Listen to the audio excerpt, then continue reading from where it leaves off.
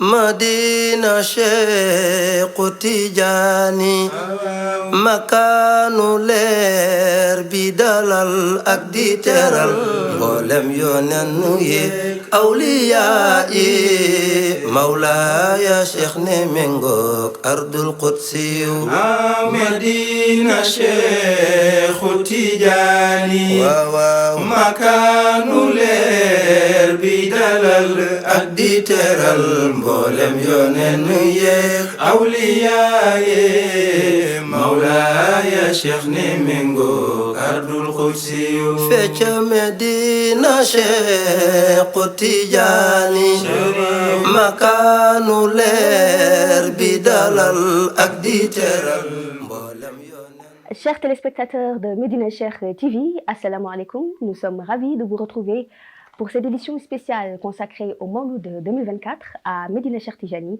la cité de l'imam al-Mahdi Mawlaya Seydi Mohamed El Cheikh. Toujours en quête d'innovation, votre chaîne vous embarque cette année dans une visite guidée. Une visite guidée entièrement réalisée par notre envoyé spécial qui était présent sur place, El Hajj Maodo Malick Ndiaye ici présent. Mais El Hajj Malick, avant d'en venir à vous, nous allons d'abord rappeler les quelques événements importants qui se sont déroulés au courant de la matinée du premier jour. Car oui, vous le savez, le Mawlud à Medina Cheikh, c'est 4 jours durant. Ce premier jour est d'ailleurs celui qui est souvent choisi par la plupart des fidèles pour rallier cette cité sacrée. Des fidèles de plus en plus nombreux, venus partout du Sénégal, comme vous pouvez le voir sur ces images, mais également de la diaspora sénégalaise. Nous remarquons également ces dernières années une présence toujours plus importante de personnes d'origine étrangère qui ont fait le choix de célébrer cette nuit à Medina Cheikh. Contexte de cette année, un vendredi, l'occasion pour les pèlerins d'assister à la prière de Jumu'ah au sein de la Zawiya de Medina Cheikh Tijani et en présence de l'imam al-Mahdi.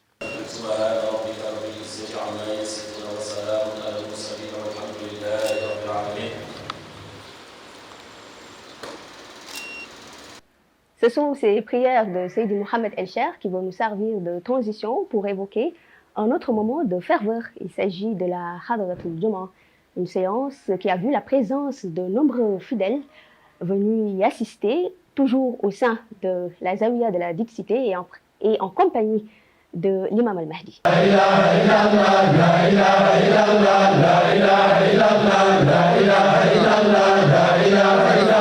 Venons-en maintenant à la soirée de ce vendredi qui consacre la célébration de ce qui est communément appelé à Medina Cheikh la nuit de Mawlaya Cheikh, une nuit dédiée au pôle suprême Mawlaya Cheikh Ahmed Tijani Chérif radiallahu ta'ala anhu. N'est-ce pas, Hajj Malik? Ravi, Seyda Fatsi, de vous retrouver et de retrouver nos amis internautes, nos chers téléspectateurs sur votre chaîne des Lumières, Medina Cheikh TV. Vous allez reconnaître ce magnifique cadre. C'est le lac de Medina Cheikh Tijani qui a longtemps participé à cet événement. Effectivement, nous démarrons par ce premier jour et Mawlaya Seydi Mohamed El Cheikh a démarré par la philosophie qui a été édictée par le divin. Wa atul buyuta min abwabiha. Avant de pénétrer dans un endroit, il faut passer par la porte. Et également, donc, avant de parler du prophète sallallahu alayhi wa sallam, Mawlaya Cheikh Ahmed Tijani et son khatmiya.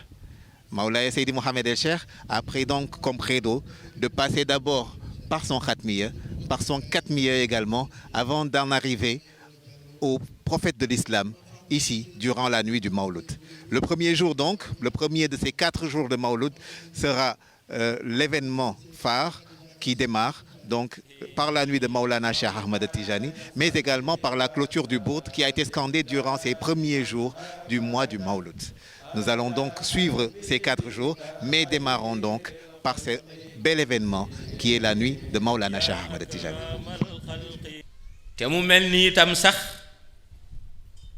Il s'avère que lui dédier une nuit, avant d'en arriver à celle du prophète, paix et salut sur lui, relève d'une parfaite maîtrise du Saint-Coran.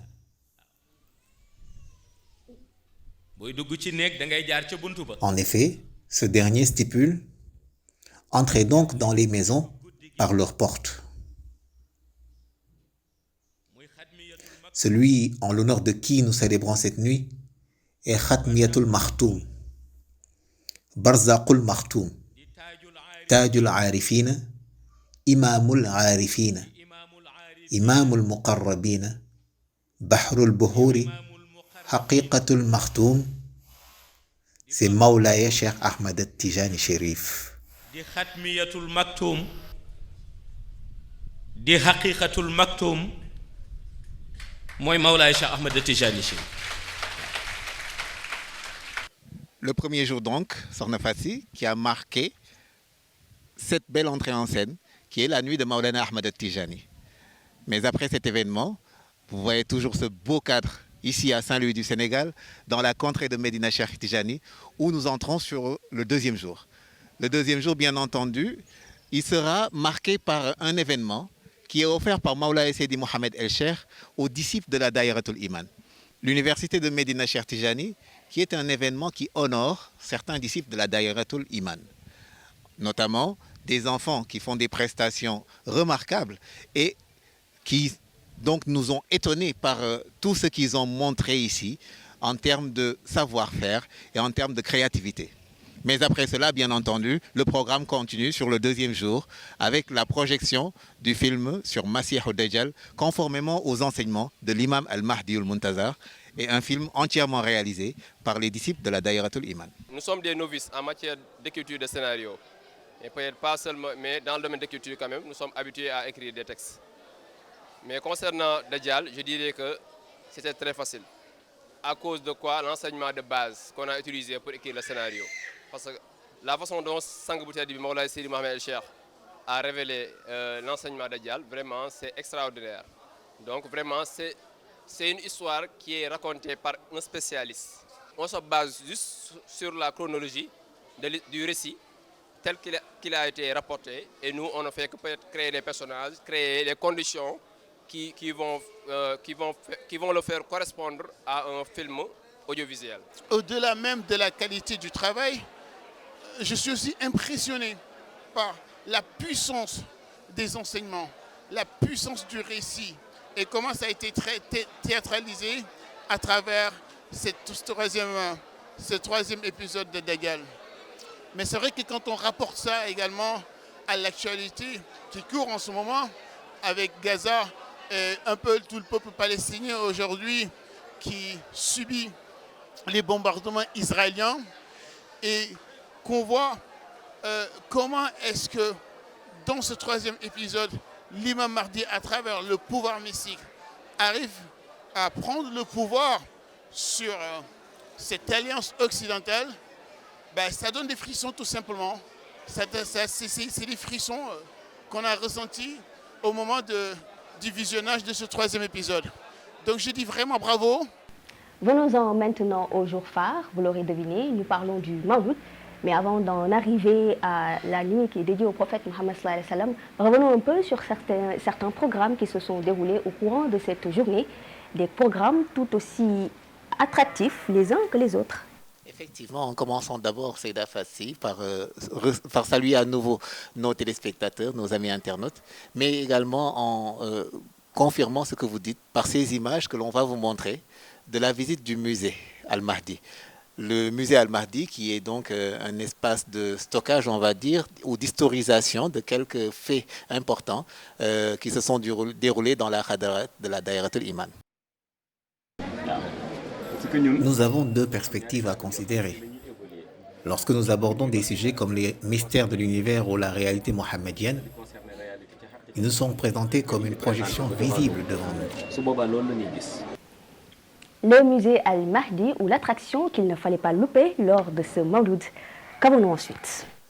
Ensuite, bien sûr, il y a eu la conférence de presse qui a été offerte par l'imam al-Mahdi al-Muntazar aux différents journalistes et aux différents organes de presse qui étaient présents dans la cité Médina Cheikh Tijani. Et MCTV était bien représenté par le biais de notre collègue, Madame Rama Guissé Diagne. Il est nécessaire de réexaminer les discours tenus par ceux qui se revendiquent comme éducateurs, que ce soit sur les plateaux de télévision ou lors des conférences religieuses. Ces discours ont une influence néfaste sur les jeunes et leur comportement. Le véritable travail consiste à apporter la lumière là où règne l'obscurité. Cela ne se fait pas par des paroles en l'air, des manifestations ou des controverses. On l'acquiert à travers les enseignements authentiques du prophète Mohammed, paix et salut sur lui, éclairés par la Salatul Fatiha, et en les faisant adopter par ceux qui rejettent cette lumière. Machallah, ñu leen di remercier bu baax. Merci beaucoup. Venons-en maintenant à l'événement phare. Vous l'aurez compris, je parle bien du Mawlud qui célèbre la naissance du prophète Mohammed, paix et salut sur lui. Et c'est le point focal, bien sûr, comme vous l'avez dit, de ces 4 jours de célébration, avec des enseignements de haute facture, comme à l'accoutumée, dispensés par l'imam al-Mahdi al-Muntazar, et l'appréciation qui en a été faite de ses disciples.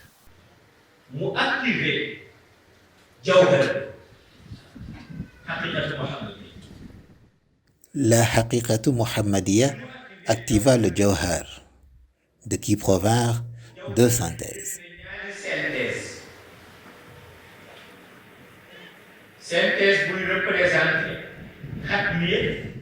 L'une représentant la Khatmiya et l'autre la Katmiya.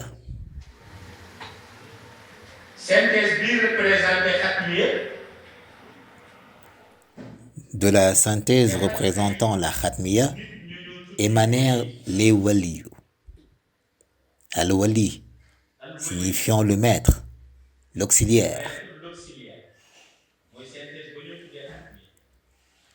La synthèse représentant la Katmiya est, quant à elle, à l'origine de la réalité de la quintessence des secrets prophétiques. Autrement dit, l'intermédiaire entre le prophète Mohammed, paix et salut sur lui, et les autres prophètes. Le prophète Mohammed, paix et salut sur lui, et les autres prophètes.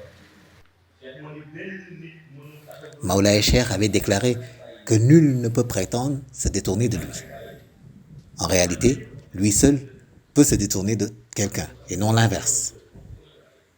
Ce qui est totalement vrai, quand on sait qu'il a le pouvoir de contrôler les âmes. Moi, Seydi Mohamed El Cheikh, je ne me détourne jamais de quelqu'un, même si l'individu en question se détourne de moi. Chose du reste impossible, car cette personne ne cessera de me voir en rêve. Je ne me détourne jamais de quelqu'un, puisqu'il faut impérativement que je revisite avec l'individu en question le pacte qu'on s'est fait sur terre une fois devant notre Seigneur. Seydi Mohamed El Cheikh nous a encore gratifié de très bons enseignements. Donc je pense que le mot d'ordre, ce que je retiens des enseignements, c'est de respecter les consignes et voilà, de pratiquer et de rester ferme. De garder la volonté pour éviter de sombrer dans la paresse et peut-être dans dans l'oubli et la désobéissance. Machallah. Alors le Mawlud à Medina Cheikh Tijani, c'est toujours un package de 4 jours.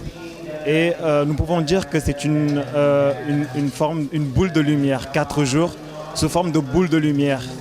Le Maulaya Seydi Mohamed El Cheikh a eu à nous faire redécouvrir les profondeurs de la réalité du prophète Mohammed, sallallahu alayhi wa sallam, en nous décrivant ce qu'étaient notamment les composantes de sa lumière, donc c'est-à-dire l'énergie positive, l'énergie négative et en leur milieu, ce qu'on appelle le Jawhar.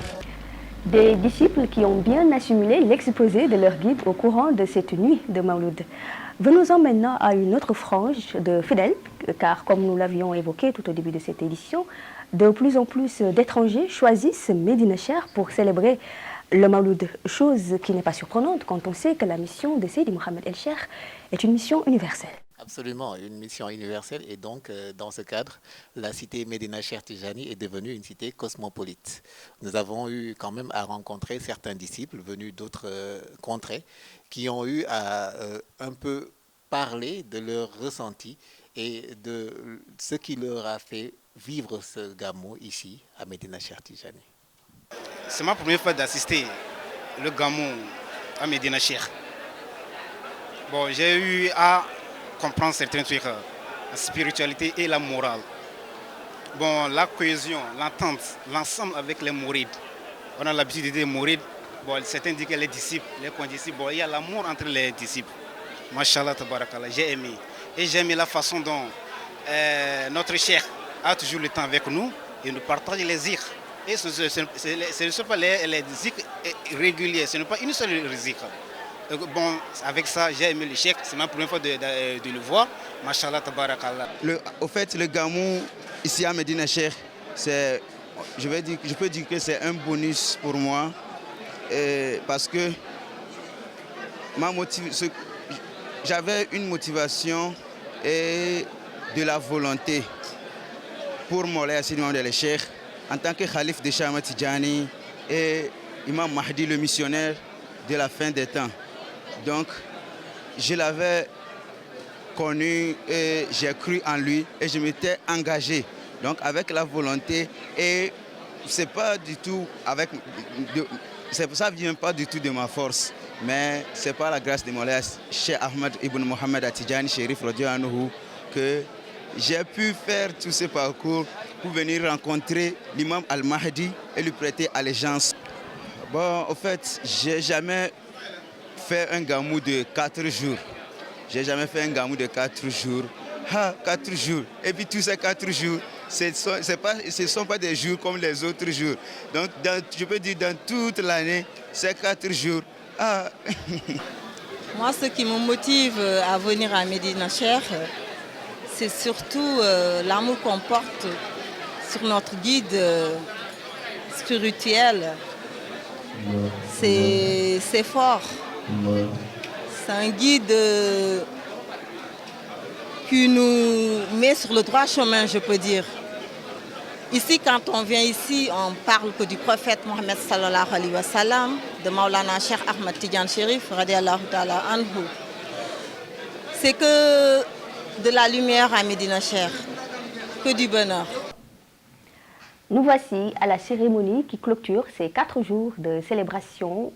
Je parle bien de la Wazifa Tisbar, une spécificité de Médina Cheikh. Elle a lieu une fois par an, au lendemain du Mawloud, après la prière de Zohr. Oui, effectivement, la Wazifa Tisbar, bien sûr, qui a une particularité, comme vous l'avez dit, de Médina Cheikh, et qui marque un peu la commémoration d'une rencontre. La rencontre du prophète de l'islam, Sayyiduna Muhammad sallallahu alayhi wa sallam, avec son filleul, son disciple, son fils, Maulana Cheikh Ahmed Tidjani, dans le désert d'Abu Samhoun. Bien sûr, cette wazifa est offerte maintenant par Maulay Seydi Mohamed El Cheikh aux disciples de la Daïratul Iman en guise de boule de lumière, en guise de cadeau de départ et en guise d'au revoir en attendant d'autres circonstances où il rencontrera encore les disciples de la Daïratul Iman.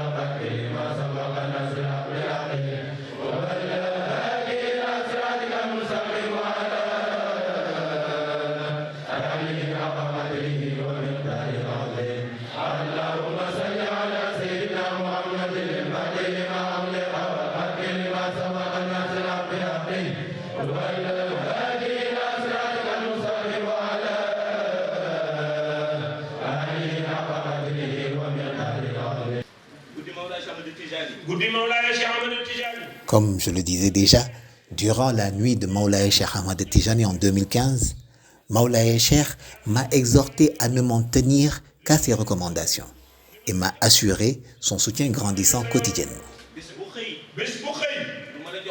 Je lui ai assuré mon amour exclusif et il m'a garanti d'être éternellement mon ami. Cela marque le clap de fin de ces 4 jours de célébration à Médina Cheikh Tidjani.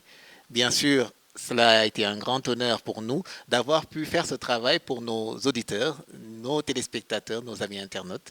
Ravi également d'avoir partagé ce plateau avec vous, Sorna Fatsi. Oui, tout à fait, Haj Malik. C'est cet élément qui met un terme à cette édition. Merci de m'avoir accompagné tout au long de sa réalisation. Merci à vous, chers téléspectateurs, de nous avoir suivis. Rappelons que vous pouvez suivre en intégralité tous les programmes animés par Seydi Mohamed Echer que vous avez pu visionner tout au long de cette émission. Je parle notamment de la soirée du Mawloud, la nuit de Mawla Echer, la Wazifa Tisbar, sans oublier la conférence de presse. Aussi, nous vous invitons à aimer, commenter, mais également à partager nos vidéos pour plus de visibilité. MCTV vous donne rendez-vous très prochainement dans d'autres organisations, toujours dans la Khadara de Seydi Mohamed Echer. À très vite, Inch'Allah. Pour vous servir, veillons que chaque information soit pure. MCTV, la chaîne qui enseigne, la chaîne qui éclaire.